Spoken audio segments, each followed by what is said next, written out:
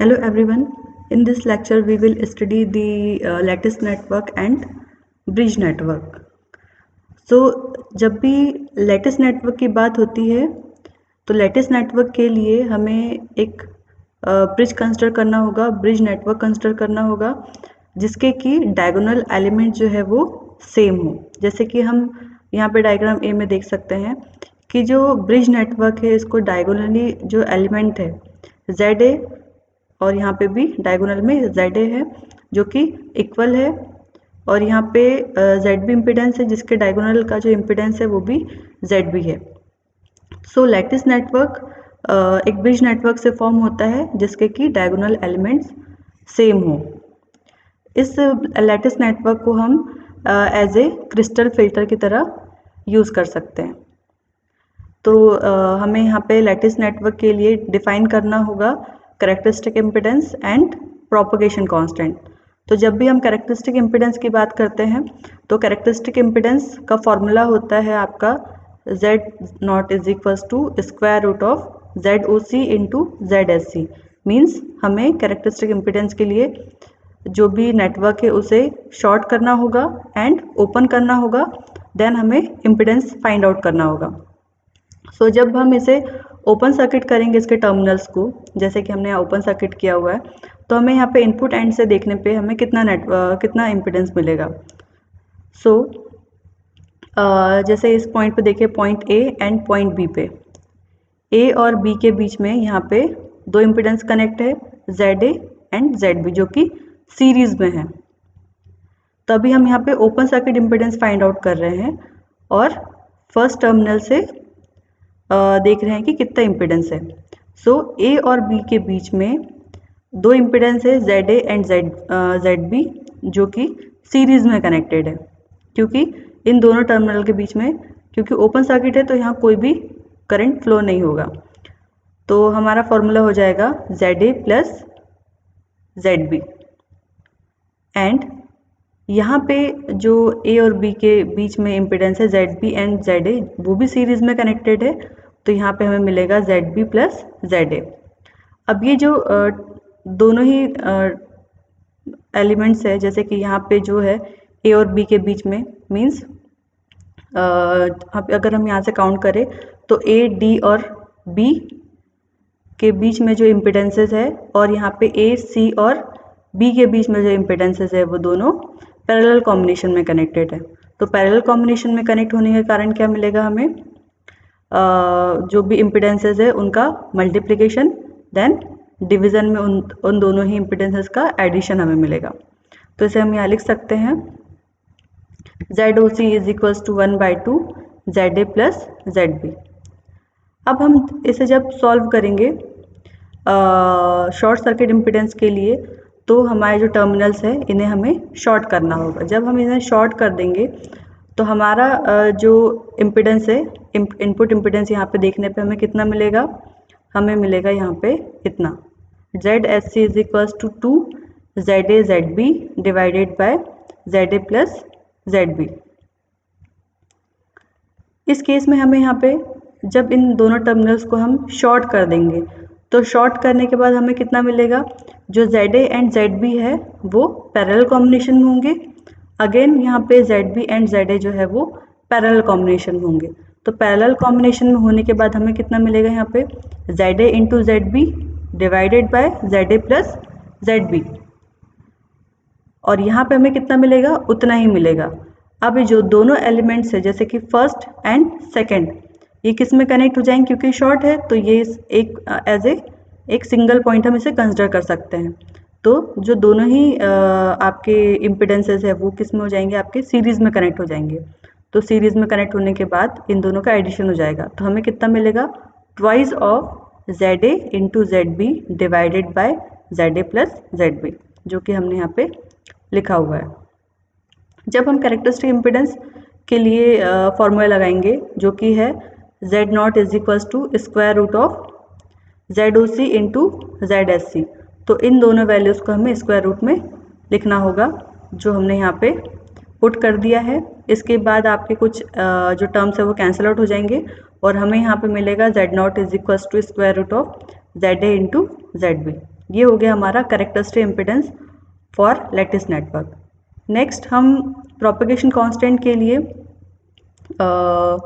KVL equation form करेंगे। तो propagation constant के लिए हमने यहाँ पे हमें output current by input current का रेशियो फाइंड आउट करना होता है। तो इनपुट टर्मिनल पे हमारा ये सोर्स वोल्टेज है, यहाँ पे हमें करंट मिल रहा है I S current input and पे, आउटपुट एंड पे हमें कितना करंट मिल रहा है लोड के अक्रॉस आई आर करंट मिल रहा है। देन जो हमारे एलिमेंट्स है ZA पे हमने सपोज किया कि I1 करंट मिल रहा है, तो ZB पे हमें कितना करंट मिलेगा IS माइनस I1, क्योंकि I1 करंट हमने यहाँ कंसिडर किया है, टोटल करंट IS है, तो हमें यहाँ कितना मिलेगा IS माइनस I1। इस एंड पे हमें कितना करंट मिल रहा है I1 और टर्मिनेटिंग एंड पे हमारा करंट है IR। सो हमें यहाँ पे ZB के अक्रॉस कितना करंट मिलेगा I1 माइनस IR। ठीक है, तो ये हो गई हमारा करंट। हम अलग अलग एलिमेंट्स पे हमें कितने करंट यहाँ पे मिल रहे हैं ये हमने यहाँ पे देख लिया। जब हम KVL अप्लाई करेंगे इस टोटल लूप में, मीन्स 1 3 4 2, ये जो आपका मैश है इसमें जब आप KVL इक्वेशन अप्लाई करते हो तो हमें कितना मिलेगा, क्योंकि सोर्स वोल्टेज है तो source voltage VS is equals to ZA into I1, इसके अक्रॉस करंट I1 है तो ZA into I1 plus Z0 into IR जो करंट यहाँ पे है into impedance plus ZA into, अब यहाँ हमें कितना करंट मिल रहा है, हमें यहाँ पे करंट मिल रहा है, जैसे कि हमें इस पॉइंट पे ZB के अक्रॉस कितना करंट है यहाँ पे IS माइनस I1, यहाँ पे हमें मिल रहा है IS माइनस I1 और यहाँ से कितना करंट आ रहा है हमें IR।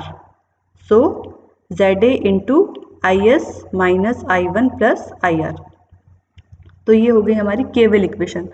इसको हमने थोड़ा सा और सॉल्व कर लिया तो हमें मिल गया VS is equals to IS ZA plus IR, हमने कॉमन निकाल लिया यहाँ पे, तो Z0 प्लस ZA। क्योंकि हमारा प्रोपेगेशन कांस्टेंट होता है, प्रोपेगेशन कांस्टेंट के लिए हमें IS बाय IR का रेशियो डिफाइन करना होता है और प्रोपेगेशन कांस्टेंट का फॉर्मूला हमारा होता है P is equals to log IS by IR। अब इस फॉर्मूले के अकॉर्डिंग हमें इक्वेशन को बनाना होगा, जैसे हमें IS बाय IR का रेशियो चाहिए। क्योंकि नेटवर्क जो है उसे हमने कैरेक्टरिस्टिक इम्पिडेंस से टर्मिनेट किया है तो ऑब्वियसली इसका जो इनपुट इम्पिडेंस है वो भी हमारा कैरेक्टरिस्टिक इम्पिडेंस होगा। तो Z0 is equals to VS by IS, source impedance हमारा VS है और उसका अक्रॉस जो करंट है वो हमारी है IS इनपुट करंट। तो हमने इसे क्रॉस मल्टीप्लाई कर लिया, हमें यहाँ पे मिल गया IS Z0 is equals to VS। So VS जो हमने यहाँ पे डिफाइन किया है, VS हमारा है VS इज इक्वल्स टू, हमने इतना यहाँ पे अभी केवीएल इक्वेशन से फॉर्म कर लिया है तो इसे हम यहाँ पे पुट कर सकते हैं। तो हमारा इक्वेशन बन गया IS Z0 is equals to IS ZA plus IR Z0 plus ZA। अब हमें क्या करना होगा, IS एंड IR का रेशो चाहिए तो हमें इसे थोड़ा सा अरेंज कर लेते हैं। तो हमें यहाँ पे मिल गया IS by IR is equals to Z0 plus ZA divided by Z0 minus ZA। अब इसे हमें पुट करना होगा प्रोपेगेशन कांस्टेंट की इक्वेशन में, प्रोपेगेशन कांस्टेंट की जो फॉर्मूला है उसमें हमें इसे पुट करना होगा। तो हमें मिल गया P is equals to natural logarithmic of Z0 plus ZA by Z0 minus ZA।